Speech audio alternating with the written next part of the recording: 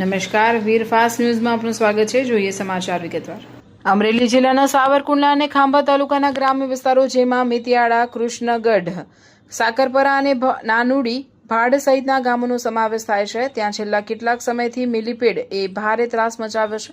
કરોડોની સંખ્યામાં જોવા મળતી આ ઈયળોના ઉપદ્રવને કારણે સ્થાનિક ગ્રામજનોનું સામાન્ય જનજીવન સંપૂર્ણપણે ખોરવાઈ ગયું છે અને લોકો સુધી મુશ્કેલીમાં મુકાયા છે. સ્થાનિક ગ્રામજનોના જણાવ્યા અનુસાર છેલ્લા 4 વર્ષથી આ સમસ્યા સતત વકરી રહી છે. આ જીવો માત્ર જમીન પર જ નહીં પરંતુ ઘરની દિવાલો, છત, નળિયા અને ઘર વખરીની તમામ વસ્તુઓ પર આક્રમક રીતે કબજો જમાવી રહ્યા છે. સ્થિતિ એટલી હદે કફોડી બની છે કે ગ્રામજનો નીચે બેસીને જમી પણ શકતા નથી અને તેમણે મજબૂર થઈને જમવા માટે ખાટલાનો સહારો લેવો પડે છે. ઘરની તમામ ખાદ્ય સામગ્રી અને આવશ્યક ચીજવસ્તુઓને સુરક્ષિત રાખવા માટે ઊંચાઈ પર મૂકવી પડે છે, જેના કારણે લોકોનું રોજિંદુ જીવન અત્યંત કષ્ટદાયક અને દુષ્કર બન્યું છે. મિતિયાળાના જાગૃત નાગરિકોને સ્થાનિકોએ આ વિકરાળ સમસ્યા પાછળ વિસ્તારમાં વધતી જતી ગેરકાયદેસર બાંધકામ અને ખનન પ્રવૃત્તિઓને મુખ્ય જવાબદાર ગણાવ્યું છે. ગ્રામજનોના મતે જ્યારેથી આ વિસ્તારમાં જેસીબી મશીનો દ્વારા ડુંગરાઓનું આડેખડ કપાણ અને ખોદકામ શરૂ થયું છે ત્યારથી આ જીવોનું પ્રમાણ અનેક ગણું વધી ગયું છે. વન્યજીવોને કુદરતી આવાસ છીનવાઈ જવાથી આ જીવો ના છૂટકે માનવ વસાહતો તરફ વળ્યા હોવાની પ્રબળ આશંકા વ્યક્ત કરવામાં આવી રહી છે.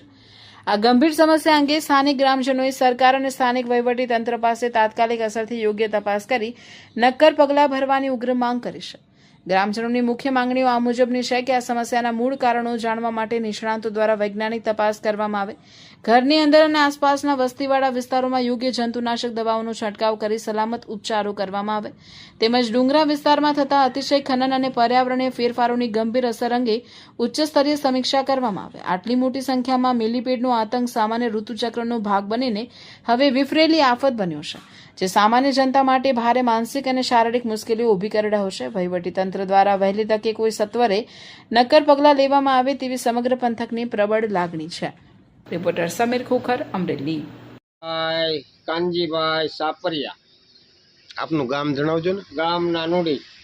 અને આ નાનુડીમાં આ ઈયળો છે એની વિશે થોડીક માહિતી આપો. એની વિશે તો એવું છે કે આ પોરા જ્યાં હોય ના સડી જાય છે, આવમાં તો આવમાં ચડી જાય. ખોટી વાત નથી આ, અને બેહવા દેતું નથી, બટકાઈ ભરી જાય છે. ત્રાસ થઈ ગયો. કાલનો તો હાવ ત્રાસ પામી જાય એમ તો ક્યાંય હવાય દીધું કાને. અને આ ઈયળો છે કઈ કઈ જગ્યાએ આખા ગામમાં છે ને કઈ કઈ જગ્યાએ? ગામમાં છે, રોડના આકાંઠે છે, ઓલી બાજુ નથી. બરોબર છે. એ સિવાય આ નાનુડી સિવાય બીજા ક્યાં ક્યાં ગામમાં આ પરિસ્થિતિ છે? ભાડ, હા, અને મિત્યાળા. મિત્યાળાની શું પરિસ્થિતિ છે? મિત્યાળાની પરિસ્થિતિ આની કરતા વિશેષ. એને જમવા બે ખાવા નથી દેતા. એટલે પરિસ્થિતિ એટલે ઘરની અંદર નીકળે, ખાટલામાં બેન ખવાય. હવે પછી તો શું કરવાનું? ઘરમાં તો બે કાંઈ ફળીમાં નથી બે હાથું ખાવા. ન્યાય ઈયળ હોય. હા, ન્યાય આ જ પરિસ્થિતિ. આપણી ભાઈ આવ્યા હતા મિત્યાળાના, મને કે ભાઈ આ તમારું ઓછું છે, અમારી ત્યાં આવો તમને ખબર પડે. એ આથી તો મેં કેટલું ઓછું કે આ આવો તો ખબર પડે. આવી જ બતાવી બધા આ એવું જ નથી. અને આ કેટલા વર્ષથી છે? આ ગયા વર્ષે તો આગલા વર્ષે આની કરતા બે છે, પાછું પણ આવી ગયું. અને આવે છે ક્યાંથી? જંગલમાંથી. બરોબર. અને આ કેટલા પ્રમાણમાં આવે? આ મિત્યાળામાં એટલે પગ મૂકે તો ઈયળોમાં પગ મૂકવો પડે એમ? તમે આગળ ઉતર્યા ગાડી માટે તમારા પગ ક્યાં મૂકવાનો ઈચ્છા મનાવે ઈયળ ઉપર મૂકો એટલે આખા ક્યાં જવાનું? સમજાય ગયું. અમારો ધંધો અમારે શું કરવાનું? અનેક જીવ મારી છે. સાચું. અને કરોડો જીવ પીલાનો હોય છે. લાપાળામાંથી ચાલુ થાય ત્યાં આ ધાર હોતી આવી ગયું. કાદરભાઈ, ઈળો ફૂલ ત્રાસ છે. અને આપનું ગામ? નાનુડી. બરોબર. નાનુડી, મિતિયાળા, પછી ભાટ. અને ત્યાં શું પરિસ્થિતિ છે? આ કરતા વધે જો આમે એમ નહીં, અહીં જે લોકો ન હોય ને ખાટલે ખાય છે. એમાં ઘરમાં, ઓસરીમાં, ફળીમાં, બધે રોડ ઉપર એટલી લાગત. આને દેશી નામ શું કહેવાય છે? ભરવાડ. ભરવાડ.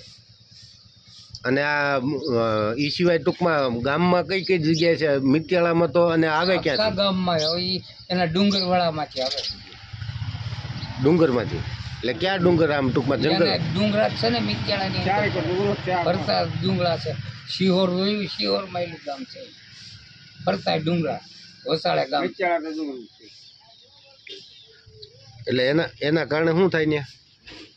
એના કારણે હું ક્યાં કારણે આવતી હોય? રોગચાળો થાય, બીજો રોગ થાય, એમાં રોગ ઊભો થાય, બીજું કાંઈ ન થાય. તમારું નામ કેજો અને ગામ કેજો. ગામ મિતિયાળા, મારું નામ કાળુસા નથુસા પઠાણ. બરોબર. અને અહીંયા ઓલી જીવાત જે ઈળ છે, હા, ઈયળો બહુ જ છે. એટલે ઈ કયા પ્રકારની ઈળ કહેવાય? આ ઈ ભરવાડ કહેવાય, એનું નામ ભરવાડ કહેવાય. હા, બરોબર. અત્યારે ખાવું હોય ને તો વિચાર કરવો પડે, પલંગ ઉપર બેહીને માણસો ખાય. ઓહો, એટલે નીચે પગ મૂકો તો ઈયળ જ નીચે હોય. નીચે નકરી માથે મકાન ઉપર એટલી પડે, ઉપર આમ બાંધીને રાખવું પડે. એટલે ધાબુ હોય તો હા, ધાબુ ધાબામાં હોય તો ધાબાની અંદર એટલી. તો પછી રોડ ઉપર રોડ ઉપર તો આમ કે હલાવી પોઝિશન અને આવી શું લેવા કોને ખબર. હજી આ ડુંગરા બુંગરા કપાઈ ગયા ને એની હિસાબે આ ઈળું બધી અંદરથી નીકળી? અંદરથી નીકળ્યું એટલે જીવાતને ક્યાં રહેવાનું. ને આ કેટલા સમયથી આમ ડુંગરા ટૂંકમાં 10-15 વર્ષથી જેસીબી આવ્યા છે મિત્યાળામાં? મિત્યાળામાં આમ 7-8 વર્ષ પાકા એમ. 7-8 વર્ષથી ટૂંકમાં જેસીબી આવ્યા ત્યારથી આવ્યા તે દિનો આમ પરિશ્રમ છે. ડુંગરા કપાણા ને આ ઈયળો ટૂંકમાં ઈળોનું કોઈ નામ નથી. આ અત્યારે આ કેટલા વર્ષથી નીકળે ઈયળો? આ 4 વર્ષથી તો સતત નીકળે છે, 4-5 વર્ષ.